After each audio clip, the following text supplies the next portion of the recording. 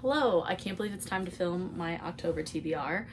I'm so excited. I wasn't gonna use the jar, but I think I am this month because I am a little sleepy, and so coming up with this on my own feels kind of weird. I think it'd be really fun to have like a very fantasy heavy, maybe spooky, maybe thriller-esque month because 'tis the season, and for me, like October is like when I get just in the peak of wanting to read fantasy, just like everyone else. So we read 8 books per usual.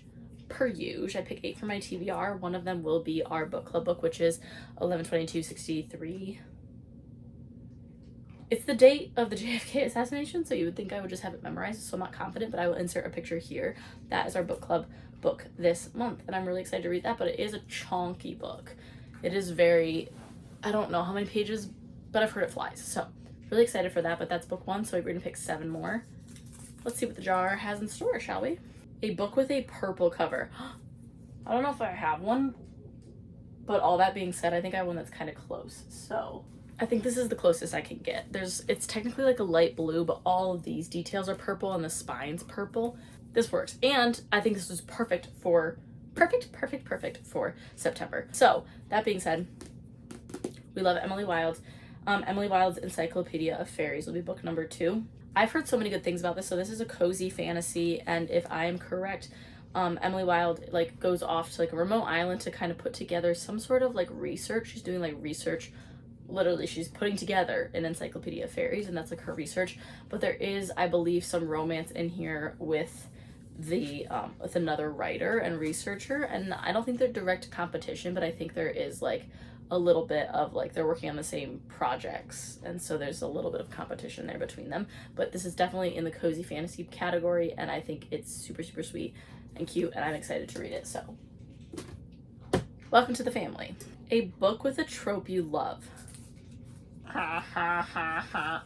Now, it said a book with a trope you love. This isn't even a trope. Well, no, I think it is a trope, and I'm gonna count it. So these characters, like, if you haven't read the Magnolia Park series, this is book 3 in the series, but book 2 for Magnolia, because it goes Magnolia Daisy, like, they alternate back and forth, and so this is the second book from Magnolia's universe, so this is Magnolia Park's The Long Way Home. And if you aren't familiar with the series, basically, they have, like, a flawed relationship, then they go through, like, a breakup, and they're kind of just, like, on again, off again, intertwined in each other's friend group and love life, and they have like a very complicated relationship. So for me, it's not enemies to lovers because it's more like second chance. I do love a second chance romance. I think I eat those up. I think that usually those characters, there's just something going on with their stories that I really love. So I love a second chance romance, and I'm gonna call that this trope, even though I have a feeling it won't be that happy. Why did I pick something so thick when I already have the Stephen King novel? You'd think I would learn by now, but I just haven't learned. A book with a cover you love. Ooh. Okay, I'm gonna go with Anatomy, a Love Story. I love that, like, it's a heart made out of, like, her dress. Like, it's hard to see. So, like, from your distance, if I'm, like, moving it, you're seeing, like, an anatomical heart. But if you look closely, like, this is her head. This is, like, her skirts. And I love that. I really do think, and I love the feeling of this cover. So I actually really like the simplicity, but you know what I mean. I love this, and I do believe that this is a gothic romance. Yeah, like one of the reviews like says like diabolically delightful, a love story, a murder mystery, and a horror novel bound up together in ghoulish stitches. Ghoulish stitches, October, thank you. So I just think this is really on theme, on brand, and I love it. And I have the second book too, a book that starts with the word the. I'm actually gonna pick a thriller because I only have like 1 or 2 on here. But this is called The Last Time I Lied by Riley Sager. I just know it's a thriller. It freaks me out. I don't really read thrillers.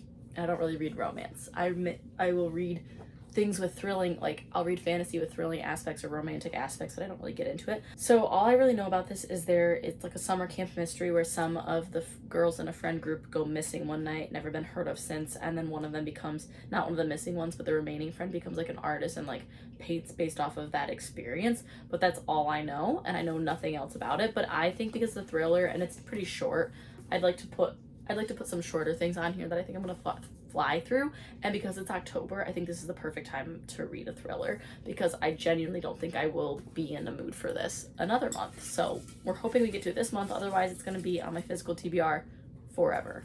A book by an author of yours. Author. Oh my gosh, perfect. And I already know what I'm gonna do. So I actually don't have it right now, but it is en route to me. It's in the mail, and it's this.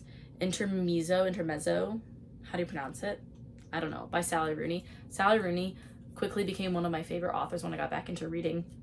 I love her writing style. I also love her audiobooks. Like, I'll read the physical book, but then when I go to reread, I just like love re-listening to those audiobooks. They bring me back to just like such a good time of like getting back into reading, and I love her writing. I think she does a flawless job of creating like flawed characters that still mean something to a person. Like, they're so relatable in the ways that they are flawed, and then also like you love to hate them at times, but then the way they make decisions in their lives or just go about their interactions is just so unique, and I couldn't get enough of it.